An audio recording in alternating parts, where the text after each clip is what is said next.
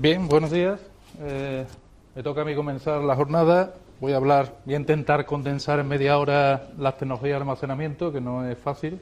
Tecnologías de almacenamiento de uso en la red eléctrica. Me voy a centrar en las más habituales, o las que tienen, en cierto modo, más futuro. Entonces, bien, pues todos sabemos, tenemos una idea de dónde se usa el almacenamiento en la cadena de suministro de energía eléctrica. Estamos hablando de almacenamiento casi de energía primaria. Cuando hablamos, por ejemplo, de hidrógeno o metano, eso lo vamos a un poco a solayar. Almacenamiento térmico, también en la generación. Y después almacenamiento distribuido, donde entran en juego pues diversas tecnologías. Y también hablaremos pues casi de potencia distribuida, como de energías, digamos, instalaciones con poca capacidad energética y que dan más un soporte de potencia que de energía.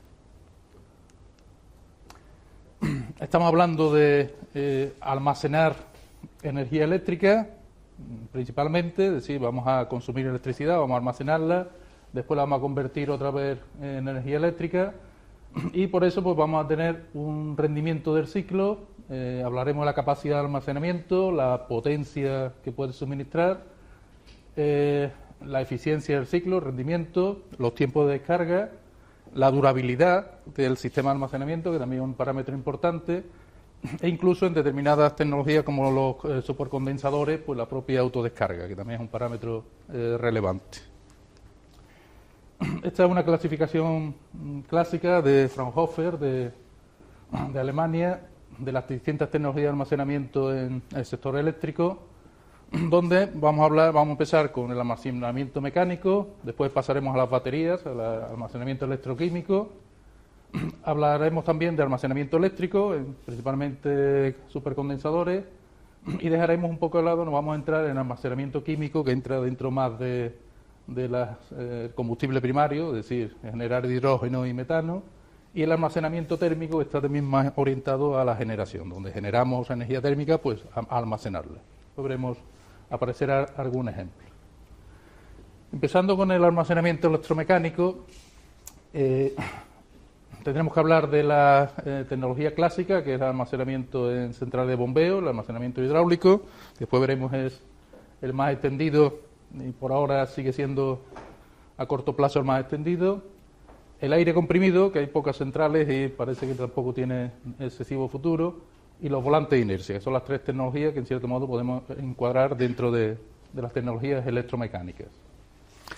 Empezando con el bombeo, pues todos sabemos lo que es una central de bombeo. Se trata de almacenar energía en forma de una masa de agua a una altura, es decir, primero consumimos para subir el agua, después generamos turbinando ese volumen de agua y en definitiva tenemos dos parámetros fundamentales: el volumen, que es la energía, la capacidad energética de almacenamiento, y el desnivel, que también pues en cierto modo es fundamental para tener una energía almacenada suficiente.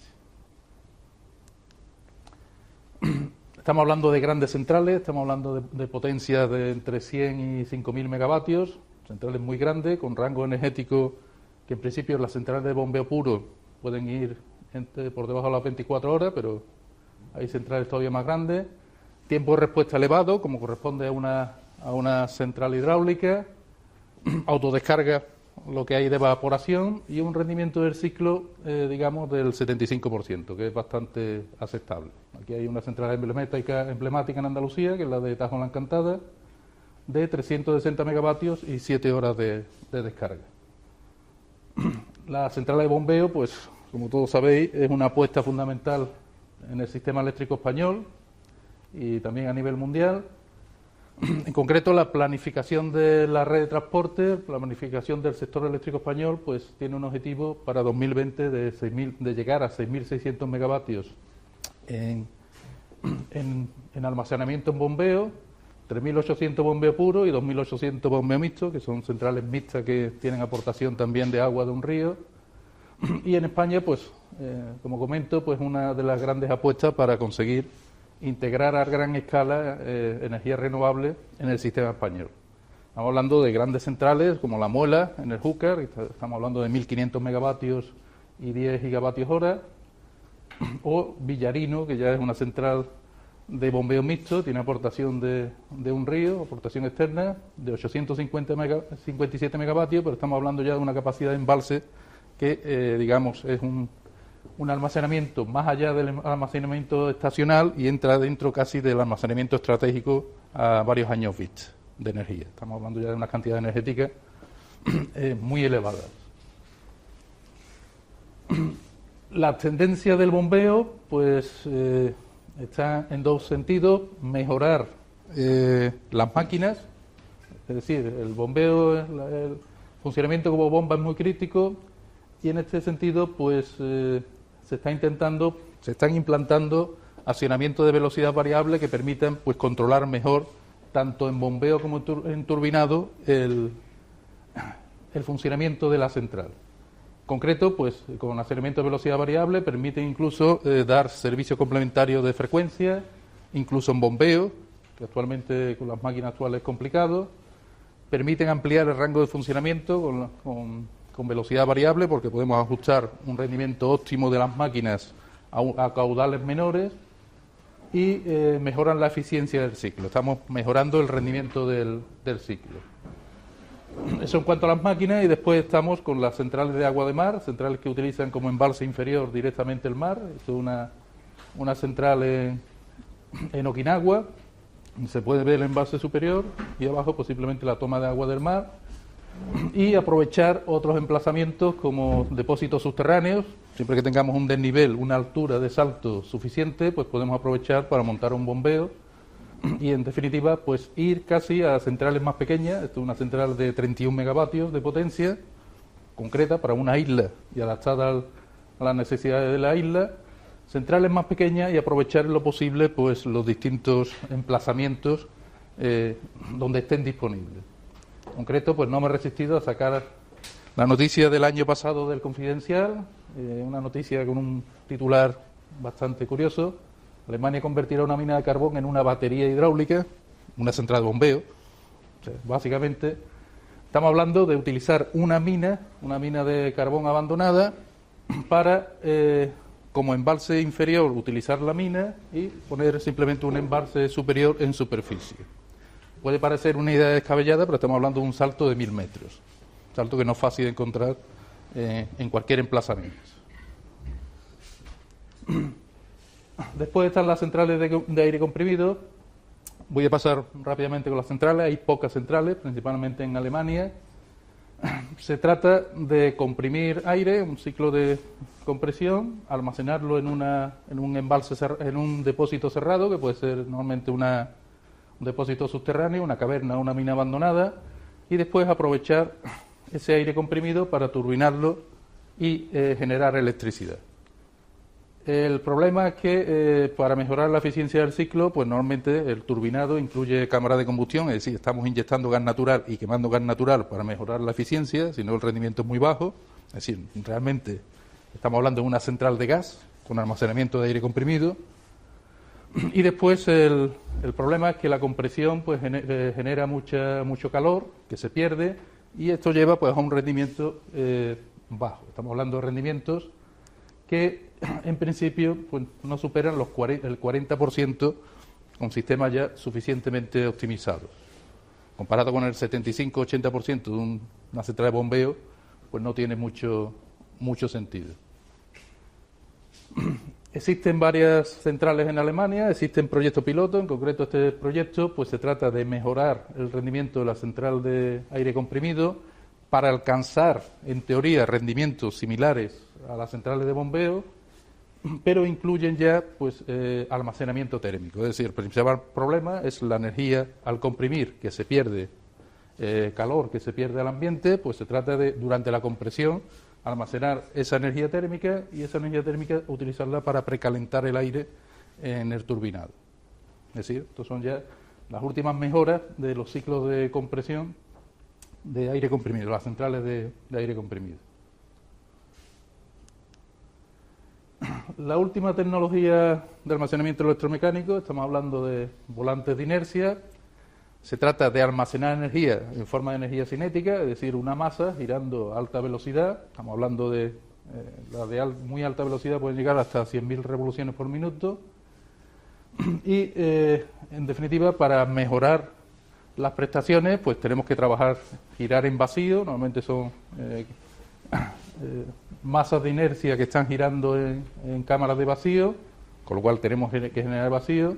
Y después reducir al máximo también el rozamiento en los rodamientos. Se utilizan rodamientos magnéticos, electromagnéticos, es decir, son tecnologías que intentan, en cierto modo, aumentar el rendimiento y reducir las pérdidas, tanto por rozamiento en el aire, por eso se utiliza vacío, como en los propios rodamientos.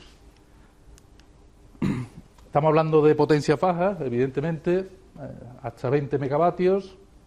El problema es que podemos almacenar una energía relativamente pequeña, unos tiempos de descarga de 15 minutos, es decir, toda la energía almacenada la devolvemos a la red en 15 minutos, como mucho.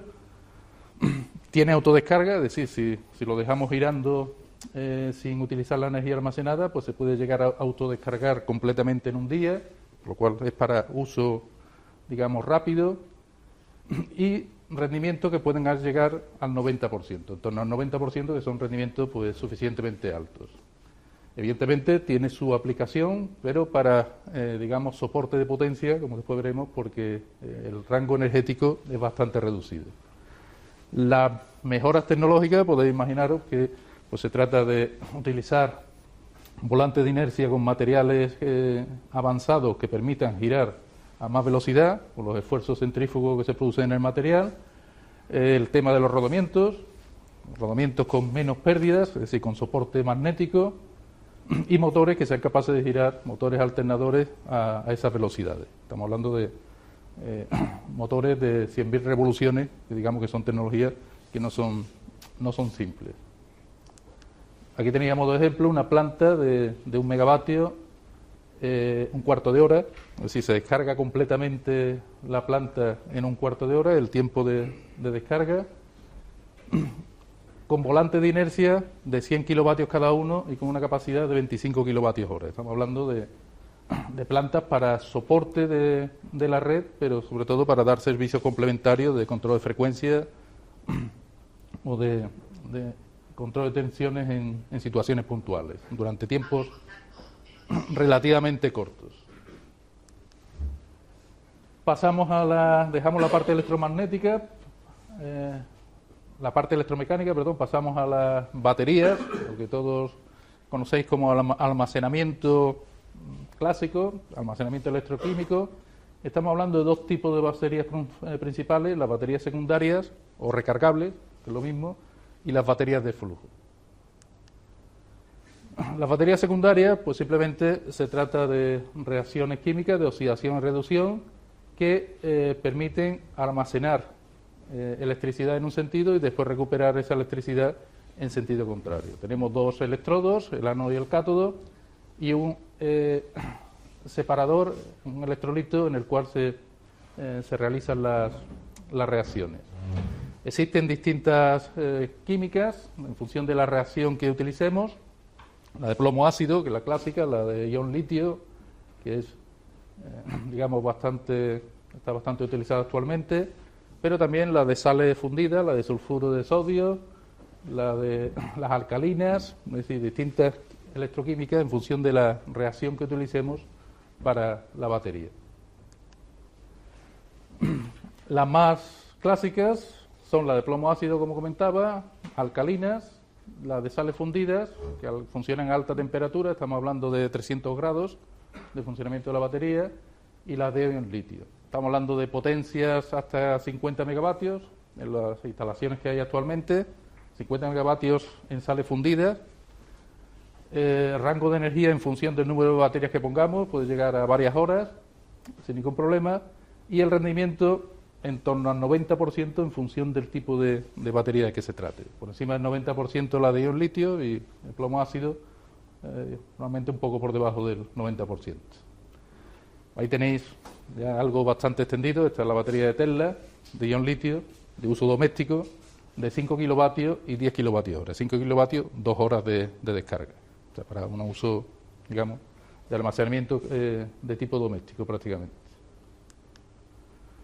Bien, cuanto a las distintas baterías secundarias, pues podemos clasificarlas de distintas formas. Esta es una figura de un estudio que hizo Endesa con la Real Academia de Ingeniería y que participamos nosotros, donde están todas las baterías clasificadas según los distintos factores, y podemos hablar, por ejemplo, de las baterías de plomo ácido, que destacan por la madurez tecnológica, se llevan utilizando desde hace muchos años, el bajo coste de las baterías de plomo ácido, a las de ion litio, que destacan por su eficiencia, la alta ciclabilidad y la energía específica que pueden almacenar. Por eso, en cierto modo, justifica que las de ion litio, aunque digamos son más caras, pues tienen una serie de características que justifican que sean ahora tan extendidas, sean de las más extendidas actualmente.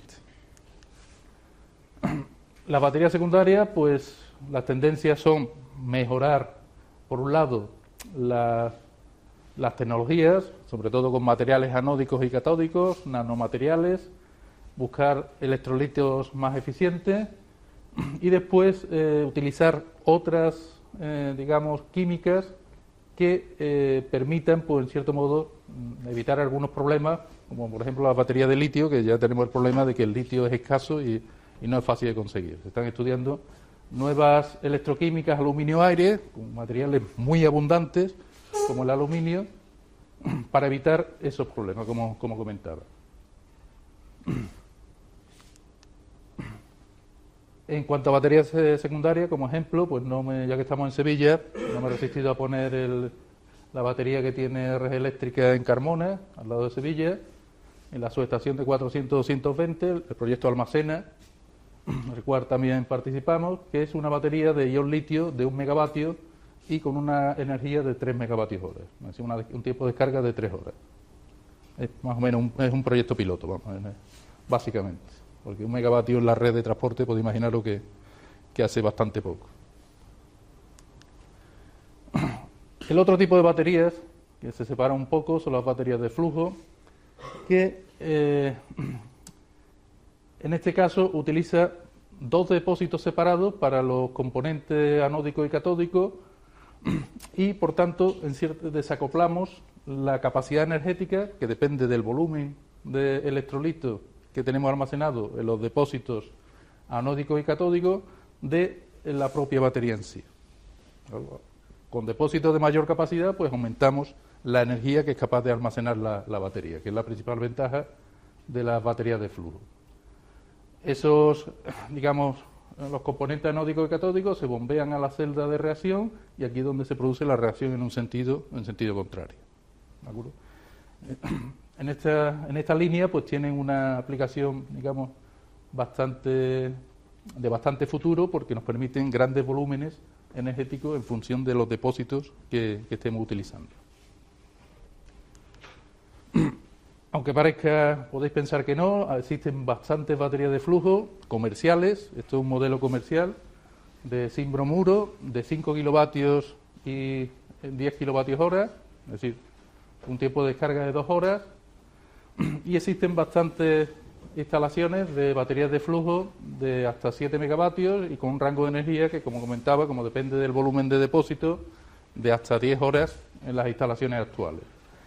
Estamos hablando de rendimientos similares al resto de baterías secundarias y una vida bastante elevada y una ciclabilidad bastante elevada, con lo cual es una tecnología con bastante futuro. El inconveniente es que el vanadio, el zinc bromuro, pues el bromuro, digamos, son sustancias bastante tóxicas y tienen, digamos, un uso que está restringido más por el aspecto medioambiental que por la propia batería.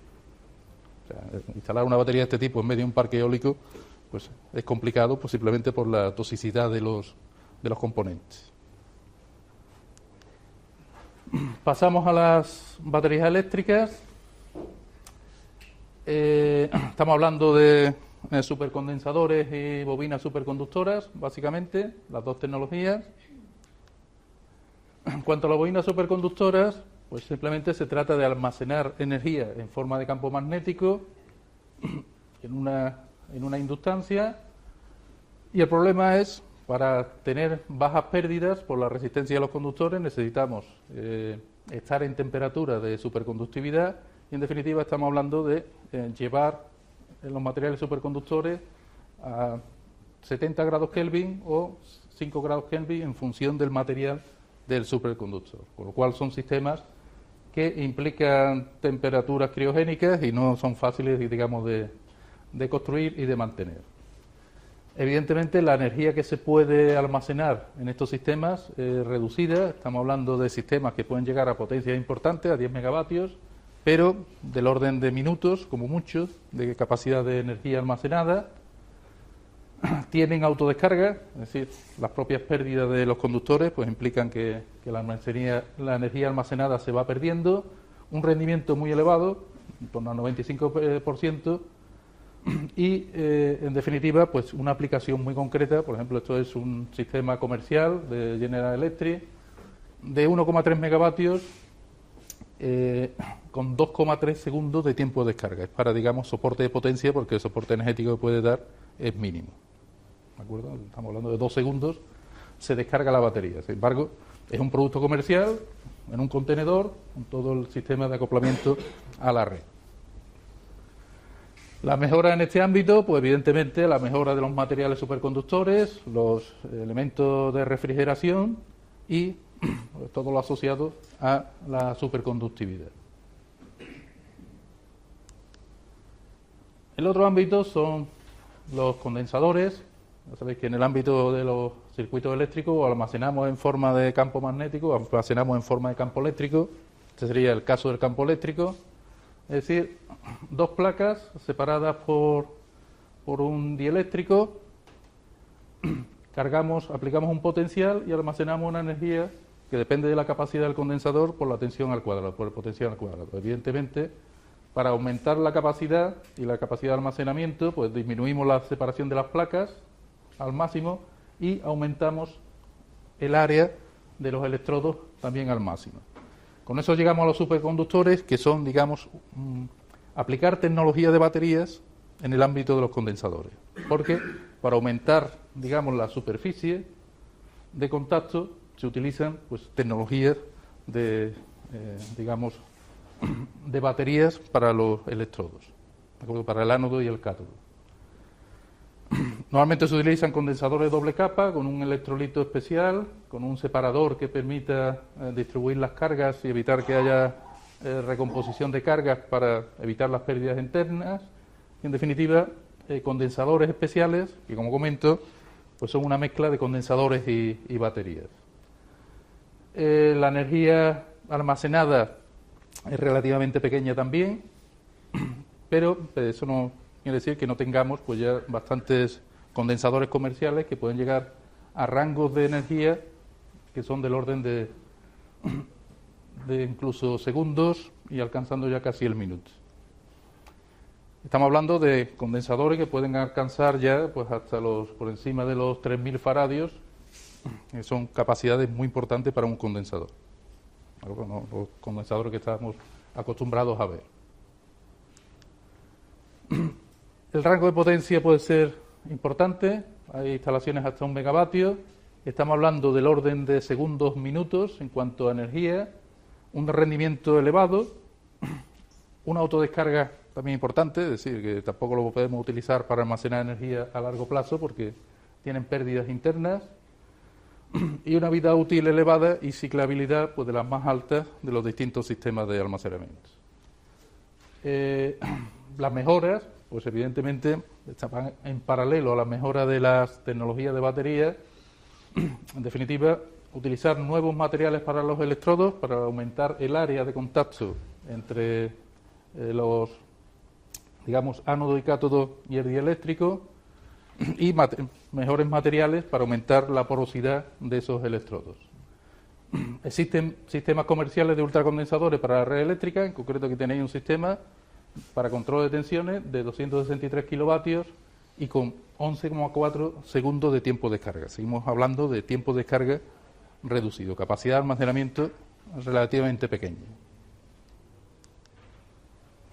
Ya terminando el repaso de las tecnologías, para no salirme de hora, tenéis aquí una visión de los distintos sistemas de almacenamiento a nivel mundial. Es del 2014, actualmente con el boom del almacenamiento hay bastante más sistemas, pero en cierto modo nos da una idea de aquellos que han tenido éxito, que digamos han madurado suficientemente. Podéis fijaros que de los 141 gigavatios que existían en 2014, 140 gigavatios son centrales de bombeo, almacenamiento hidráulico. O sea, prácticamente 99% en centrales de bombeo. El resto, la mitad, son las centrales de aire comprimido de Alemania, las dos centrales alemanas, y después sistemas de sale fundida, baterías de sale fundida, de ion litio, de plomo, plomo ácido, volante de inercia, pocas instalaciones, la que hemos visto y pocas más. En definitiva, un predominio del bombeo hidráulico y después el aire comprimido, que siguen siendo grandes centrales, y las distintas tecnologías de baterías con una aplicación muy concreta de los volantes de inercia. Esta clasificación también es bastante interesante porque nos da una idea de dónde se sitúa cada tecnología en cuanto a capacidad de dar potencia, capacidad de dar energía. El cociente es el tiempo de descarga, que sería la diagonal. Estamos hablando de, para grandes capacidades energéticas, grandes potencias, las centrales de bombeo, evolucionando a centrales más pequeñas en potencia, lo que indica la flecha. Rango intermedio, que lo ocupan las baterías de flujo, porque permiten almacenar grandes energías, desacoplando, digamos, los tanques de almacenamiento de los electrolitos. Y después el rango más bajo, donde están todas las baterías electroquímicas y llegando ya a rangos de poca energía, pero potencia elevada, supercondensadores y los distintos elementos que hemos visto de bobinas superconductoras, volantes de inercia, etcétera. Eso nos lleva a una distribución de las tecnologías, para grandes energías. Tenemos las centrales de bombeo y las de aire comprimido principalmente, que son las que existen actualmente. No las hemos visto, pero como almacenamiento de energía primaria o almacenamiento en generación, tenemos el almacenamiento térmico en sales fundidas o las distintas tecnologías y el almacenamiento generando hidrógeno o metano. Pero estamos ya hablando de almacenamiento como combustible, digamos. Y después, dentro ya de las redes de transporte y distribución más cercanas al consumidor final, las distintas baterías recargables, las baterías de flujo, como grandes tecnologías que permiten almacenar suficiente capacidad de energía, y después, para dar soporte de potencia, es decir, poco tiempo de energía, pero suficiente potencia, aparte de las baterías nuevamente, por los distintos sistemas de volantes de inercia, bobinas superconductoras y supercondensadores. ¿De acuerdo? Pero ya para aplicaciones muy puntuales en potencia. Bien, con esto termino la visión general. Como veréis, pues condensar esto en media hora es complicado. He tenido que dejar algunas tecnologías bastante interesantes, pero en principio nos da una visión de las distintas tecnologías de almacenamiento y dónde encaja cada tecnología, que en cierto modo es lo que nos interesa conocer.